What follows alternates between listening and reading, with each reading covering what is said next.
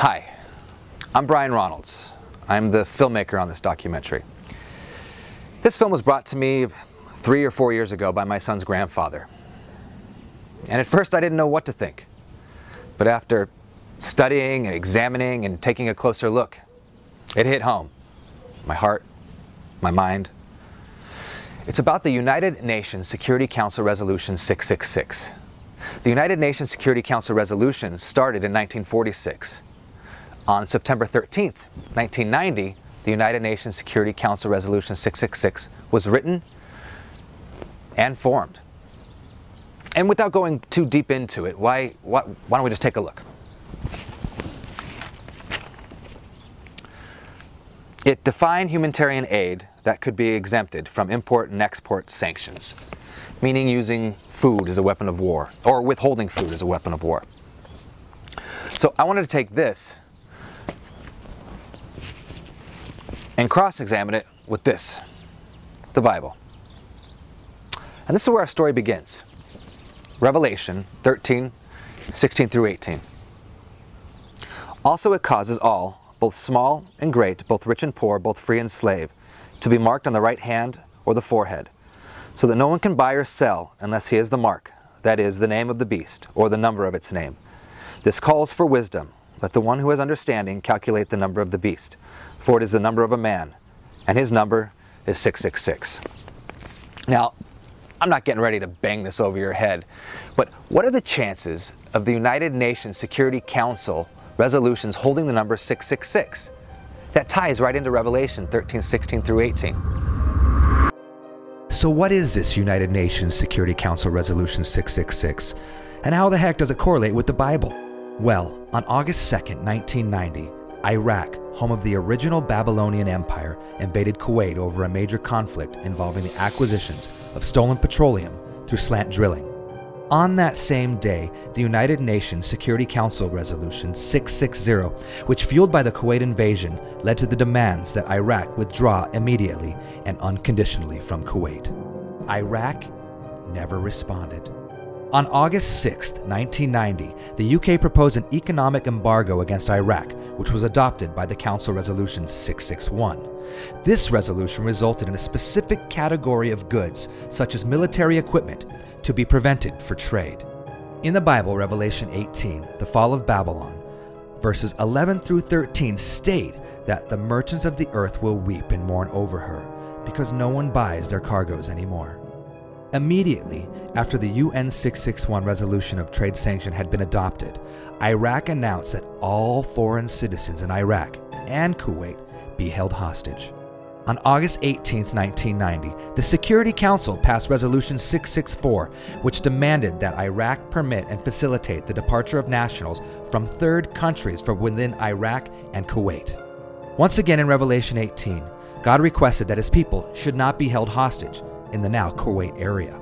Verses 4 states, "Come out of her, my people, so that you will not share the sin, so that you will not receive any of her plagues."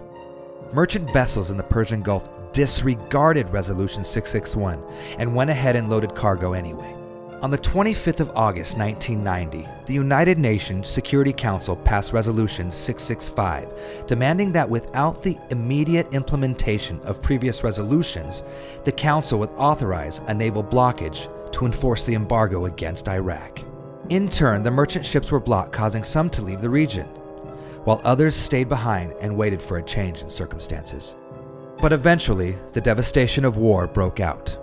Revelation 18, verses 17 and 18 states that every sea captain and all who travel by ship, the sailors and all who earn their living from the sea, will stand far off.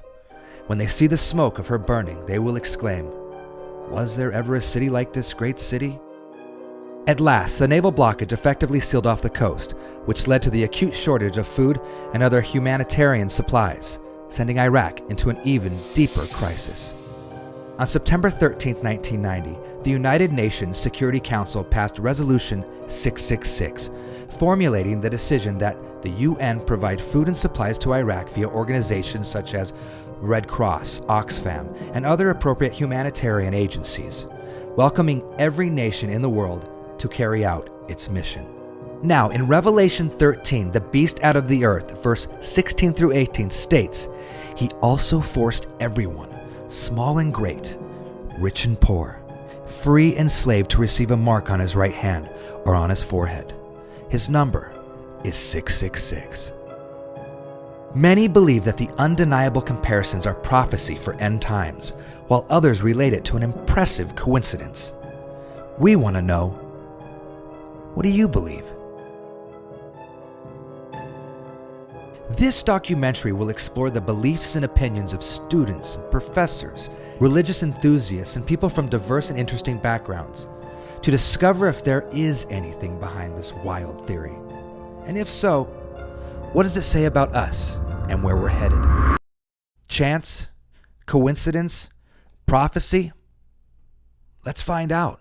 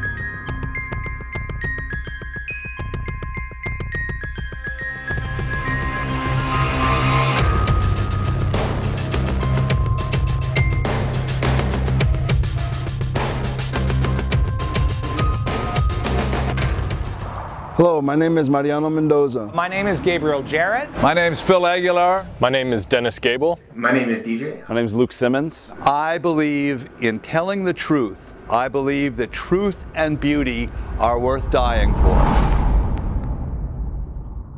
ask you again, maybe you had a minute to think about, what are your thoughts on chance, coincidence, and prophecy? Well, actually, I'd never given any thought to it. My thoughts on chance, coincidence, and prophecy are that they're not necessarily the same thing. Chance and coincidence seem like things that happen more from our perspective, things that we didn't see coming, things that line up in random ways that we didn't expect. I believe in coincidence in terms of sort of a universal alignment, and I do think that there's a sort of a cosmic and magnetic attraction of all things that, you know, if you believe in something like the Big Bang Theory, we all sort of came from one place and are made up of the same material sort of mixed around in the cosmos over billions of years, and we're just occupying one body that we have right now for a while. I guess chance is such an abstract concept that you have to believe in chance, because chance is what we wake up with every day. My view on chance is I believe that God's given us another chance every day for new life. When it comes down to chance, by chance this is going to happen, that's going to happen, I believe that all things are orchestrated by God. First of all, chance is no longer in the educated world described in terms of karma or fate or divine providence. In the language of science, we talk about probability. We talk about statistics. The laws of probability, as we know them now, were formulated about 500 years ago by a guy called Cardano's. So does everything happen for a reason? I think so. I think our lives are very important. I think we're here for a reason. We're meant to do something unique, something only that we could do and achieve. When you look at the word coincidence, it means two. So if something happens more than twice, more than likely it's something that needs to be looked into and not just mere happenings. He's the guy that figured out that chance in a game of cards, chance in a game of dice, is not blind and disordered. It has a structure explained by mathematics. I think coincidence are parallels we draw in our own mind to make things palpable, because if everything just seemed randomized, we would really lose focus on pretty much everything in life. My faith that has evolved through the last 17 years of my life always points me back to it's planned out. It's the way it's supposed to be. So I think by nature, the more that I've learned about myself and humanity, we're always searching for an answer. So when people say that phrase, everything happens for a reason, it does happen for a reason. We find comfort because we want to know. I think maybe we can perceive things as chance or coincidence sometimes because we don't see the whole picture. When it comes to my opinion and how I feel about coincidence, I don't believe there's any coincidences, and I've lived quite a few generations here now, and I've watched it happen, that this happened, I thought it was a coincidence or a deja vu or a eureka moment, but then I realized that there are no coincidences. It's all part of the great master plan. Prophecy seems like something, though, that is, for it to be true prophecy, is something that comes from God. Oftentimes, biblically, if you understand the idea of prophecy, it's the idea of not just foretelling the future, but forthtelling, telling what's true. And so there's different kinds of prophecy. Some kind of prophecy is calling people towards what's true. But I believe in prophecy. I believe in what is truth and what has been true. And that's the word of God. When I hear prophecy, I immediately jump to religion, because I think that a religious prophecy, or the Mayans in 2012 saying their world was going to end, those are all prophetic societies that push this idea, their innate fears, onto the rest of society, calling them prophecy. And honestly, if you point out one or two that have panned out, I'd love to hear them. I have not seen a prophecy truly come to fruition. You're either a prophet or you're not.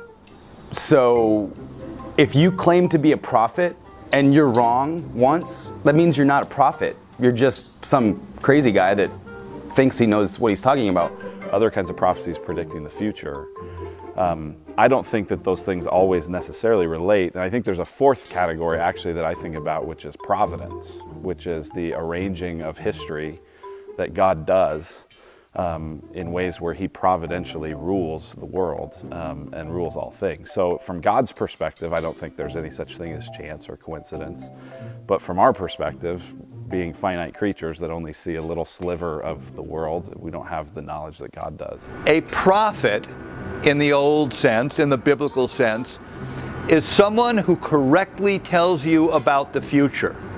Someone who can see along that fourth dimension, who knows what is to come.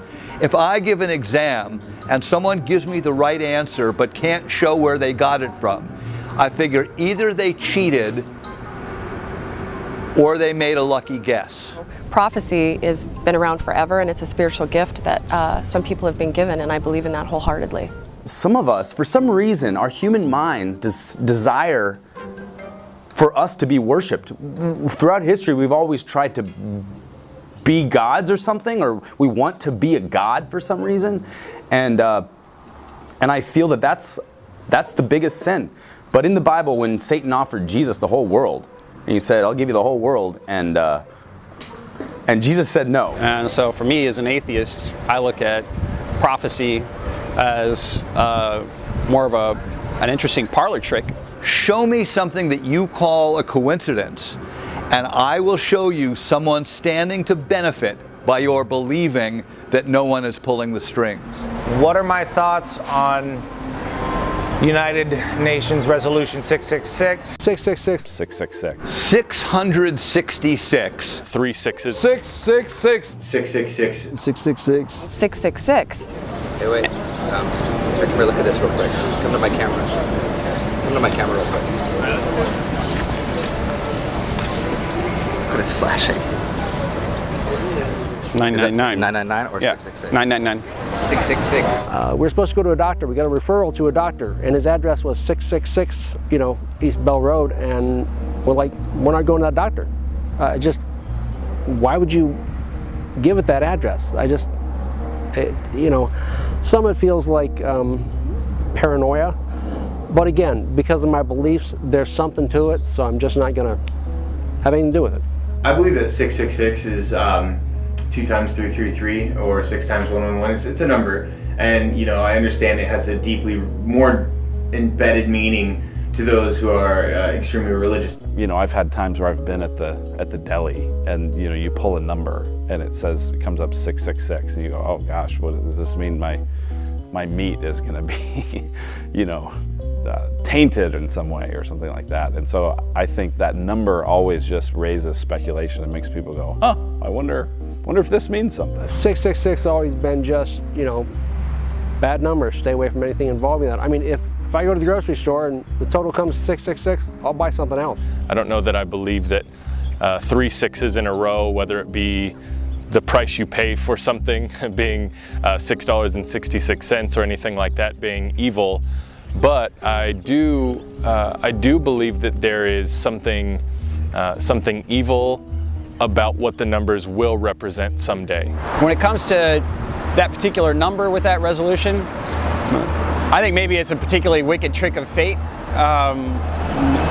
or coincidence, as we were talking about before. I doubt it's really prophecy. Wow, the number 666 means to me something that's anti-Christ. Before knowing much about God's word, I knew it was something that had to be evil, the sign. I knew it was always something negative, but as I've studied the word of God, I've realized that is the sign, the mark of the Antichrist, the beast that's going to come in the future.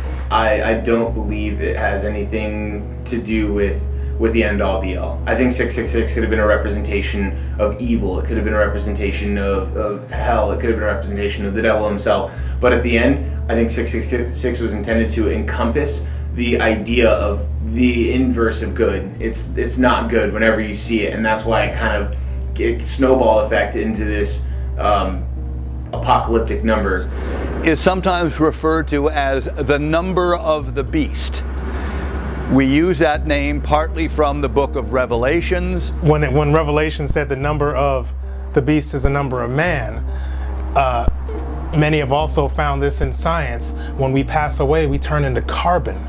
Now, it's fascinating that carbon has 6 protons, 6 neutrons, and 6 electrons. There's so much debate about Revelation in general and that sign of the beast, 666 in particular, that I think it's very hard with any real certainty to draw a very firm connection. Most people that try to draw firm connections on anything in the book of Revelation, other than the fact that Jesus is king and on the throne, most people end up wrong.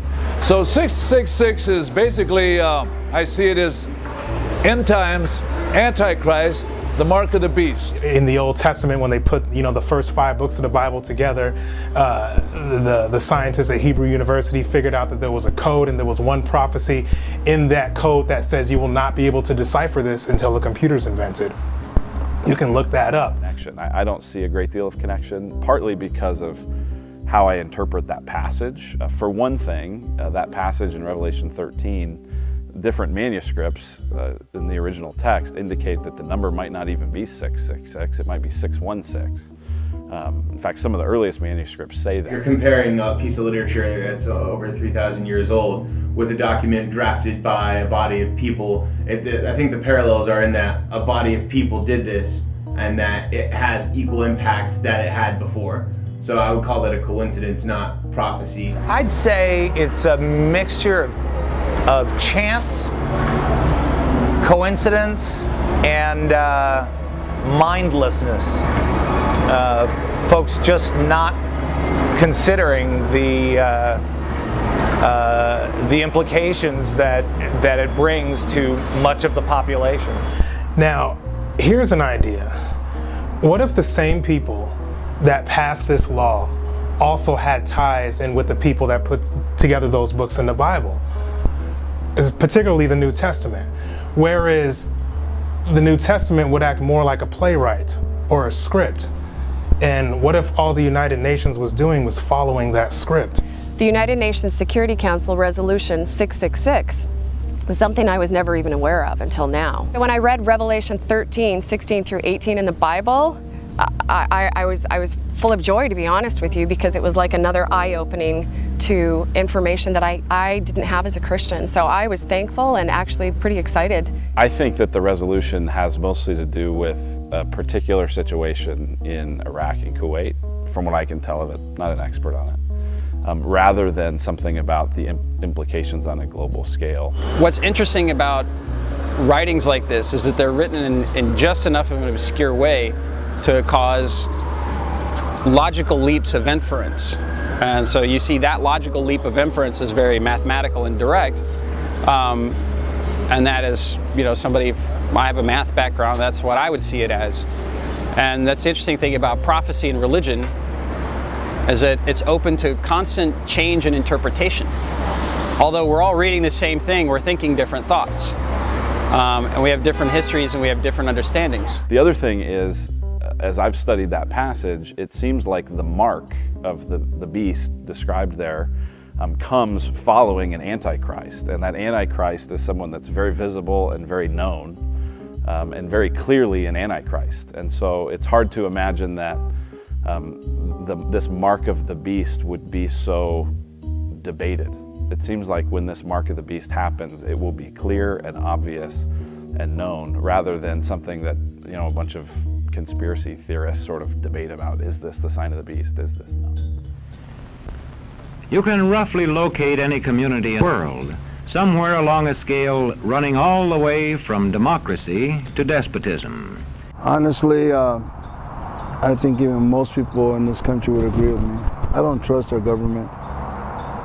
They're not for the people. They're not by the people. They're by the 1%ers or the multi-trillionaires, the people that have power and money. I just don't trust. I'm afraid. I can't say that I trust the government. I trust in God. The government's made up of men. I think as human beings, we always feel like we're doing the best, but no, I ultimately don't put my faith in government. I cannot say unequivocally that I trust them, and that's purely for the fact that with metadata, and all the different venues to which I have no idea and no protection against them, it no longer is a democratic state that I live in where my vote counts and my vote is equalized. It gets diluted through public officials. We go up the chain even further. By the time the laws are being made, the body of ideals that I thought that I was represented or representing or having represented for me can be entirely different than my personal views at that point. I believe that the United Nations has always kind of been an undercover tool of the enemy of the people of God and our planet Earth. I both fear and trust the government. That may feel like a non-answer, but obviously anytime there's people in power, there's people that are going to abuse that power and abuse it in ways that are profitable to themselves and hurtful to other people. At the same time, I think that the United States government, at least, is one of the most trustworthy governments in the world, for sure not perfect. And so I think that because of some of the checks and balances that exist in government, I have more reason to trust it. So I think that typically the government's more trustworthy than a lot of people, especially on the right, tend to think. And I think the government is less trustworthy than people on the left tend to think.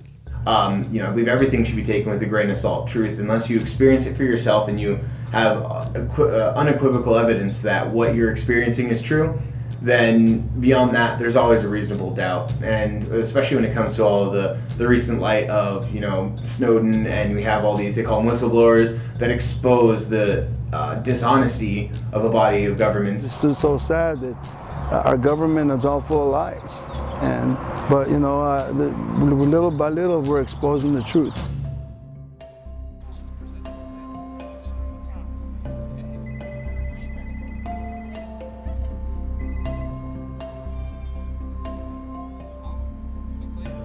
Well, I don't think anything happens by chance. behind everything that happens in our lives. I don't believe in chance or coincidence, and I do believe the Bible, and God's not a God of chance. And I also believe in prophecy. It's biblical. Jesus talked a lot about different things that would happen before his coming. So I like prophecy, and I believe it's real. I know what the United Nations, the bend of the United Nations is against Christianity and against Israel. I think things are meant to happen because they're supposed to. Like I didn't even know what you guys were talking about right now, and I just happened to walk out of the building and run into you guys. Like I don't know if that was chance or by God.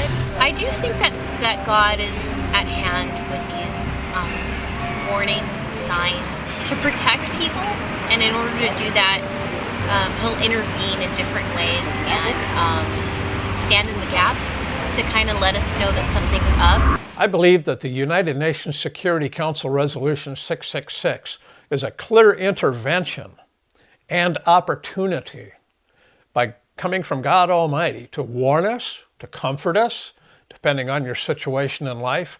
But most importantly, I think it's to bring people back to reality, that there is a God. History is, in fact, going somewhere. Now, I had the opportunity of sitting down with James Nah, a gentleman that has been studying the subject matter for over 20 years. It was very interesting to listen to his perspective. I'm here today with James Nah, and we're having a little bit of a debate over these documents that we presented here in this documentary. We have the United Nations Security Council Resolution 666, and Jim has brought along another document. Maybe you want to explain that one. This is United Nations Security Council 666. When this came into existence, it was controlled. They did not print it in the newspapers, even though I'd been following it on the front page of the Denver Post and Rocky Mountain News. And I thought that was very unusual, and Dan rather failed to mention it because of the 666 factor. Also, the 666 factor is it's about controlling food. But this is exactly the opposite of the 666 that's so famous because of the book of Revelation, the mark of the beast 666. This 666 is the exact opposite of that 2,000-year-old document in the scriptures, the book of Revelation. And this one is about saving Israel. The next one will be about destroying Israel. Well, this 666 document, which is by a ad hoc world government, the United Nations, is designed to give food to the ones who are suffering and deny food to the armies that are rushing south to destroy Israel and everybody else in their wake that isn't on their side. Napoleon said an army marches on its belly. I mean, if the stomach's full, they'll do well. If they're empty and starving, they got to try to find food. They're not going to be fighting. You have this document, the United Nations Security Council Resolution 666, and you have this other document from Princeton University that talks about a random number generating machine. Yes. And you think these two documents have something to do with one another? Absolutely they do. They placed random number generators around the world under the supposition they were experimenting to see if a huge monumental event, either evil or disastrous or good, happens. And they would cause these random number generators to synchronize. The other name for this project is called the Global Consciousness Project. It has a horizontal line, and being random numbers, they expected the graph to be above the average expected, and within the range of variance was quite liberal. And it did. It was just going happily along on what's called a drunkard walk, trying to keep on the sidewalk, the straight line, is all over the place. And they noticed one day it started spiking a little bit, and then it spiked more and more. And it was just a perpetual rise, way beyond the expectations of all probability. And they were wondering what was going on. They're checking the news and everything, and what's going on here? And it spiked, and it was way above the range of variance, any possible rational variance. It seemed impossible. And then it made a big spike, and a plane flew into a twin tower. Now remember that this happened 3 or 4 hours before. So what massive consciousness could have triggered those random number generating devices on the Global Consciousness Project? And I submitted to them, I don't think this was human consciousness that it was recording. After the Gulf War was over, the heir apparent was going to be Osama bin Laden. And he called for a major attack on the United States on or about the anniversary of this document, which is the United Nations Security Council Resolution 666. And it happened 10, 11 years later, and it just happened to be September 11th instead of September 13th for reasons of security. So you think, because of the anniversary date, these two documents are parallel? They are. Osama bin of Laden said they were. He wanted a major attack on the United States on the anniversary of the United Nations Security Council resolution, which was 13 September 1990. And of course, the attack came on September 11th. I'm understanding the correlation here. This is getting back at this. Yes. Right? This was retribution upon us, the United States, the major player in the Gulf War, which is the United Nations Security Council Resolution 666. This is a mercy, this is a warning from God. When you see the 666 coming in a world government, again, the final resolution, as we call it, it's not about the Antichrist so much, because when the Antichrist comes, guess what? Jesus Christ is not far behind. And the Antichrist will attack Israel. He'll have a great deal of success. Jesus Christ will intervene, and it's over. And I don't see that there is anything that could have triggered the random number generators other than something that is not human. This is about Jesus Christ, folks. And this document, this series of documents, is a mercy from God. It's a warning, and it's also a comfort to believers, because things are going to get very tough for believers in the future if the Bible prophecy plays out, and I'm absolutely confident that it will.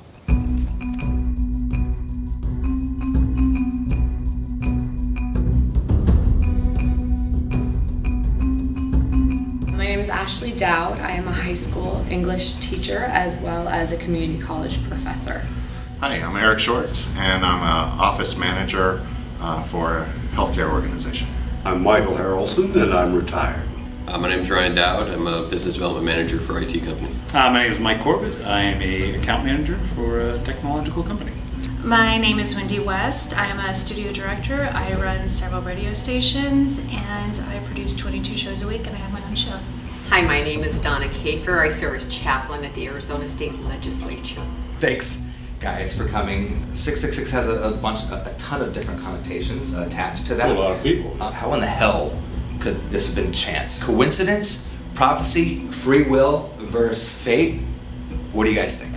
Well, I was going to say that my belief in it, first of all, is I do believe it's prophecy from the Bible and Revelation fulfilling itself, because the prophecy was written over 2,000 years ago. You know, I don't know that I can say that the United Nations is in fact the New World Order, which is predicted. I can't say that there's going to be someone rise up out of the United Nations who's going to be the Antichrist. I can't say that because I don't know that. No, but I do know that it was written 2,000 years ago that in order to buy, sell, or trade, there would be a world ruler whom you would have to have his permission or his mark to buy, sell, or trade. And that is in fact reflected in this. I'm not a learned man. I'm a simple man, but I'm a man of faith. And I know that what I've always been taught and what I've grown to watch fulfill itself is I think that it's all a matter of prophecy following in its proper steps. I don't think it's random. I don't think it's coincidence. You know, because I don't believe in coincidence. I think that everything has. I think you got to be careful with the word prophecy. Well, I come from a very unusual background. I come from an atheist dad, a Jehovah's Witness mom, and I produce 3 religious shows a week at my job. So I see so many different angles of this. And I see it from, my Revelations preacher, I do her show, she thinks that the Pope is the Antichrist because he's trying to bring us all together into one world order. And but for me, growing up with an atheist background and then Jehovah's Witness cult background and then learning from all these different religious backgrounds, I could see it from everybody's point of view that I can see that it is more like a revelations or a prophecy fulfilled. But I can also see the chance. I think given enough time, all prophecies will be fulfilled one time or another. Might take a couple thousand years, might take more, but eventually it's all going to happen. What you really have to look at is the dynamics, and there's more to it. You mentioned that the one belief is it's the Pope. Well, is that just a random thought? Why the Pope?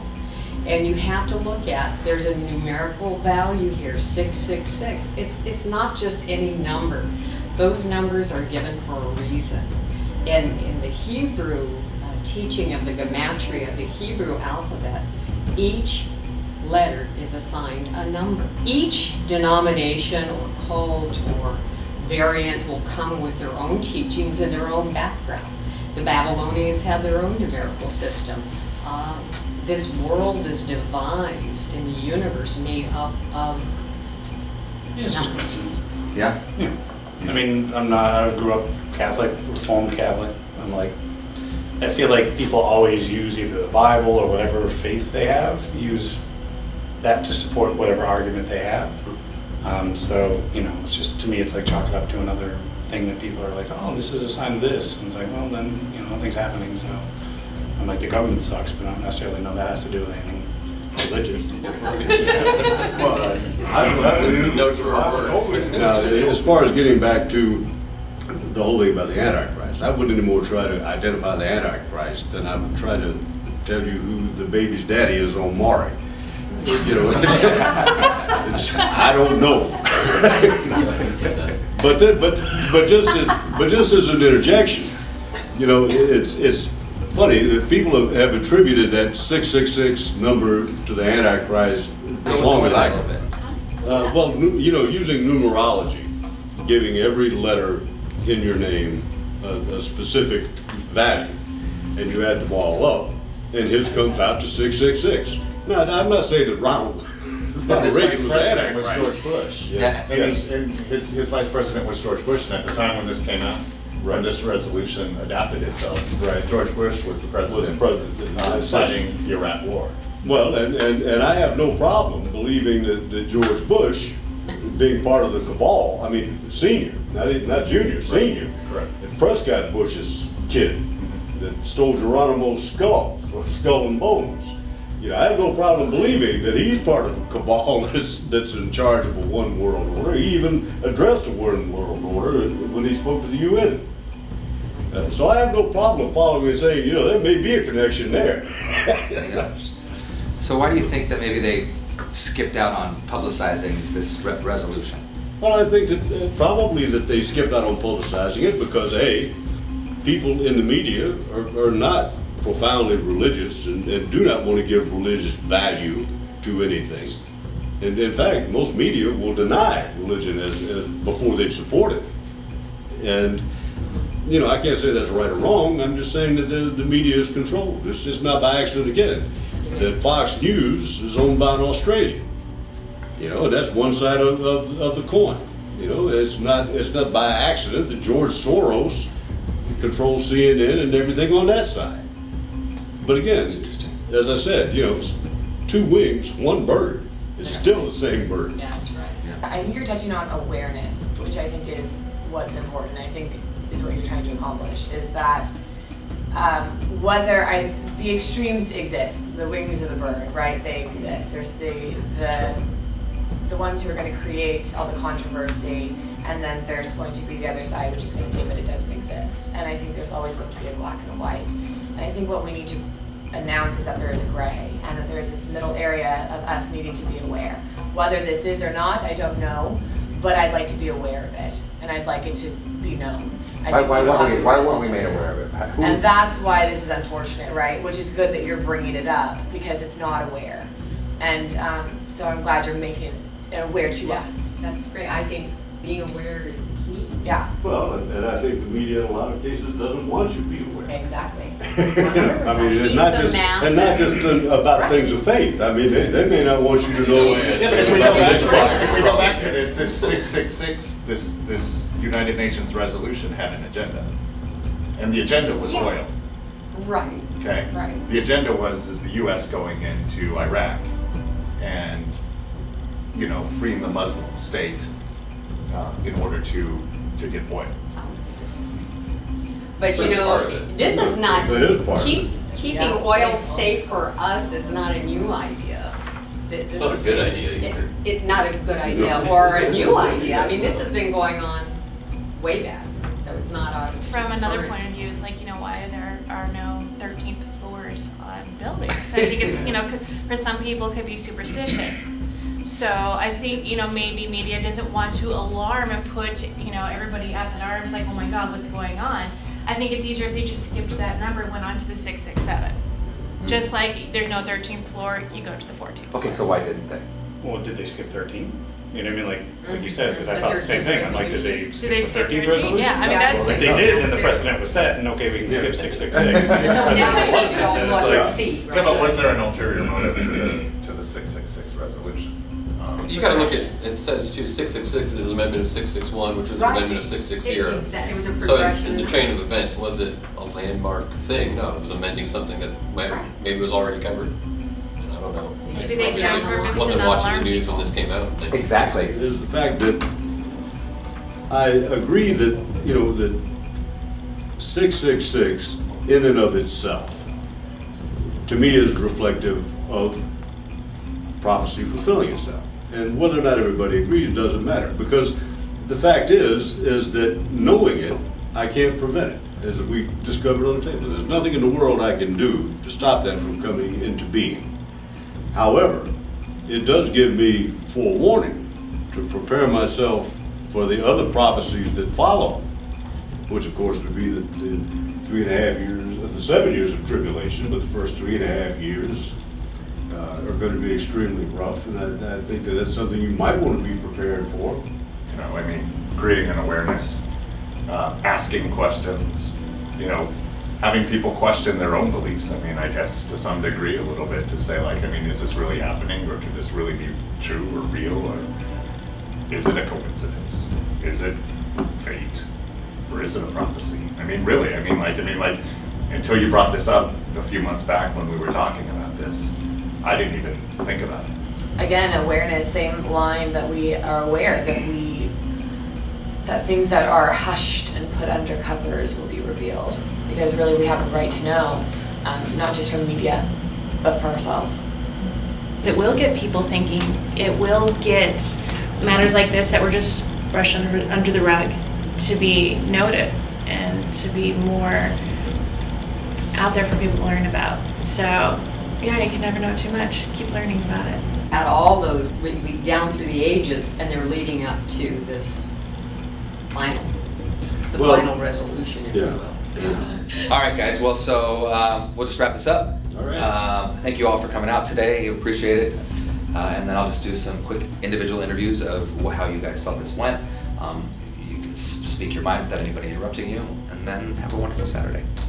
All right, thanks, guys. Yeah. And I think actually we did well, I think it went rather well. You know, I was amazed that we didn't have any knockdown, you know, blowout fights, but everyone was respectable and respecting, and I enjoyed it because of the fact that everybody actually listened to each other's opinions. I thought there was a lot of great dialogue related to religion, a lot of great conjecture related to 666 and the discussion of this UN resolution.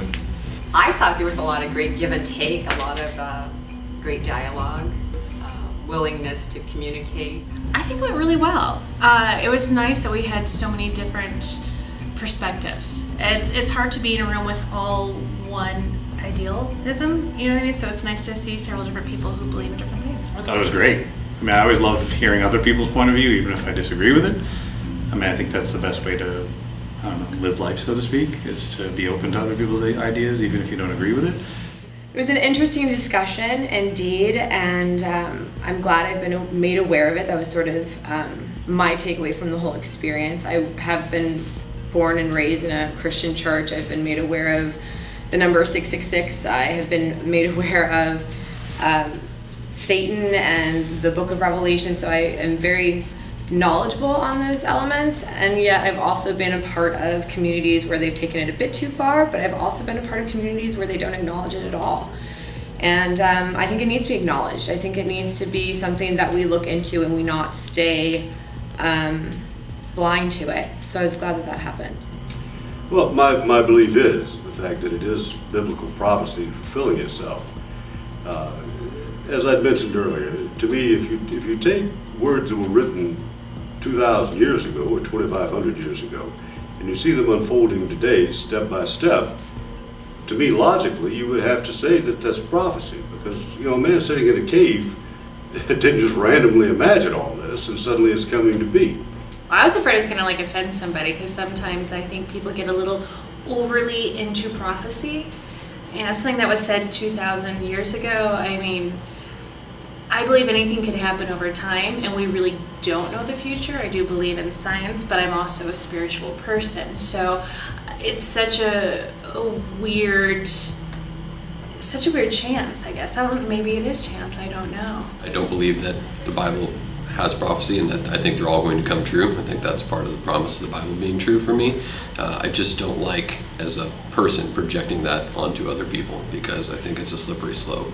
So could it be the fulfillment of prophecy? It certainly could be, but I'm not going to make any guarantees on either side of that. But my thought is there are no incidents, just random. I think everything is a God incident, but that's my personal view. And I think even with free will and choice that happens, it all comes together. And ultimately, the way that God wants it to develop end to end. I don't know. I feel like I see both sides of the coin. There's always, I see people, like you had talked about during the discussion about 666, and now it pops up in everyday life. And my ex-girlfriend said the number 53 followed her everywhere. And she would literally point it out to me, and I would see it, and I'd be like, I know, but it's probably just coincidence. Could it have been something more than that? Of course. Even though I can tie it into the number 666 through my belief in the Bible, that really isn't the point. The point is that this isn't something we can do anything about. My knowing about it won't stop it. Your knowing about it won't stop it. But what it will do is it will give us all the opportunity to prepare ourselves for the things that are forthcoming. And we can either ignore them and wake up surprised one day, or we can say, yeah, that's right, I believe that if I take this step today, I'll avoid this consequence tomorrow. I don't think people should live in that kind of fear. I think we'll know. I know and I believe that it's not going to be a big mystery. I think it'll be very, very evident that this is the beast and this is his mark. What do you think of the purpose of this documentary is? I think the purpose of this documentary would be to get people talking. Fully in on free will. I believe that that's part of the design of a loving God, to be frank there. Fate is, I don't know, maybe a misnomer. You could call it what you want. I think there is things that just happen, and there isn't a necessary rhyme or reason or an overarching, architecture that designed for that to happen. Some things I think just happen. There's chance and accident in the world. I'd like people to not be asleep, but to take seriously the world around them.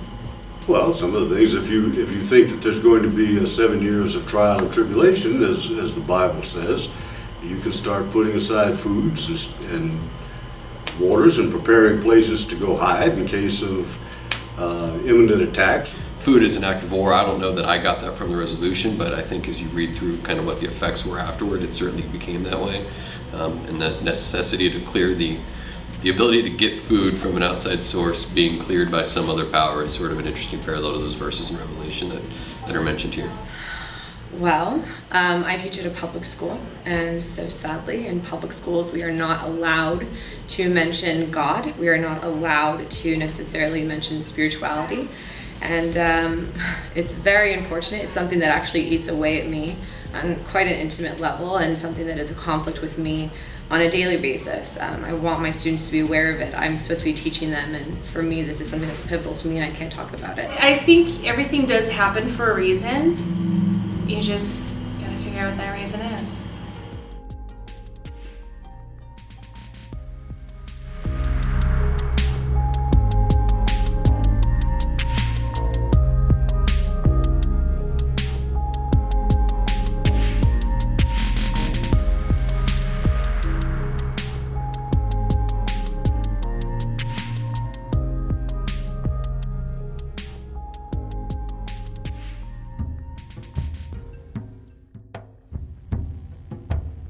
You're seeing the first pictures showing the destruction following the Iraqi invasion of Kuwait. We've heard reports of murders and rapes blamed on Iraqi soldiers, but these are the first images of the war-torn area. When you stop to think about the power of God, we cannot even imagine. The earthquake in Turkey was horrible. We've had horrible ones in California, around the world.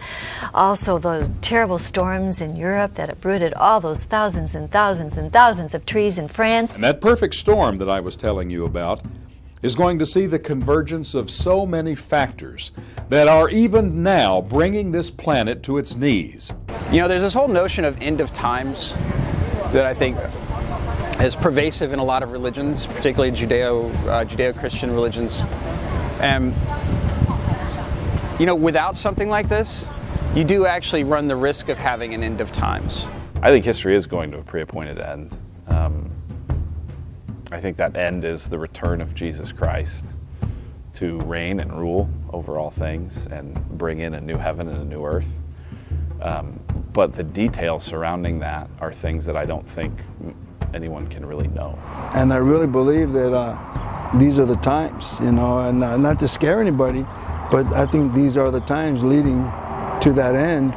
And so I believe that some things have been left to be revealed in these last days. I believe we're in those last days, in those last times. I'm getting ready to go to Israel again this year, and there's things that have happened that I believe that we're going to learn more about that resolution, more about what that council's decision, and especially as we see the battle going on between the Arabs and the Israelis, and the time clock on the last days that are happening right now.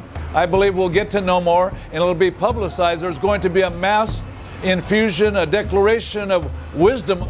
I believe that the world is going to end. There is a given time.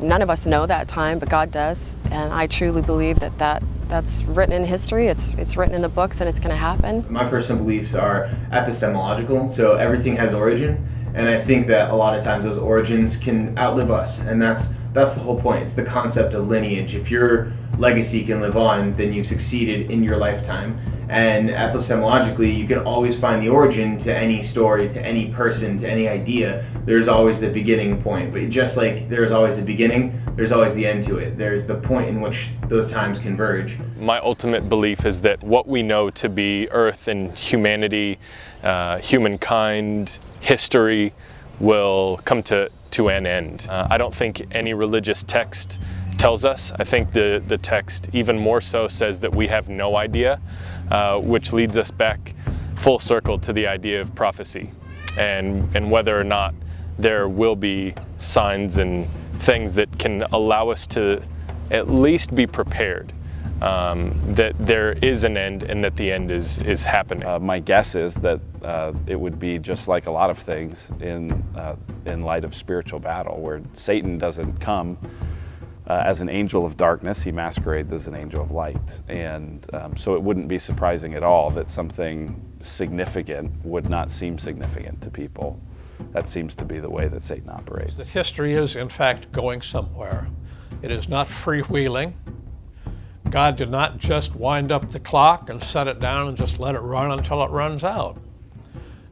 This is a very special planet. You know, the end of the world is inevitable. We learn this through science, through learning about stars, how they are born, how they live, and how they die. So we have different categories of stars. So very similarly, you know, it's not incorrect in the assumption that our society is going to end. As to when that happens, that's the chance. We currently live under a mutually assured destruction world that if one person pulls the trigger, everybody else pulls the trigger. There are an infinite number of truths possible. A mathematician will tell you that you can make up an infinity of things which can be proven to be true. You can make up an infinity of things which can be proven to be false. And you can make up an infinity of things which are true or false depending on your assumption. I cannot know an infinite number of truths. Therefore, there will always be things which are true and important which I don't know. There will always be things which are true and verifiable and in the United Nations Security Council and on the pages of the New York Times and the Washington Post which most educated people will never know. Because, you see, time may be finite or infinite, but our days are numbered. I think we, as a human race, our eyes are opened, information is shown and exposed to us gradually, and I think the timing's fabulous. I'm excited about it. I think it's easy, even for well-meaning Christians, to get really kind of distracted by the current events in the news and lose the focus on the reality that Jesus reigns. And we're not in God we trust. We're in self we trust. We're in what's popular we trust. We don't know who we trust anymore. And God exposes everything in His timing, not our timing, His timing. So right now could be the timing. But for our next generation, they're gonna have to watch out, and they're gonna have to get educated and be on top of their stuff. Because if you don't fight for your freedoms, they'll be taken away. And to debate the fact of is there evil or is there good, I think everybody knows internally. We feel it. There's a spiritual realm around us. There's a spiritual plane that I don't know that we can fully perceive visually, but it's there. We can look at different theories, and one can label people conspiracy theorists and whatnot, and then it can become a form of a distraction. That's one thing that we don't want. We want to use this as a tool to educate, make one aware. Because then when things go south and wars break out and actual bombs start exploding, everybody looks around and goes, well, how'd this happen? But I think for the majority of the population, unless it's a spectacular event and we see fire and flame and death and destruction, I think people have a very short attention span, and they will forget the most important teachings of their particular faith. We have a choice. We can make a world which is hell on earth, or we can make a world which is heaven on earth, and that is a decision too important to be left to the United Nations Security Council.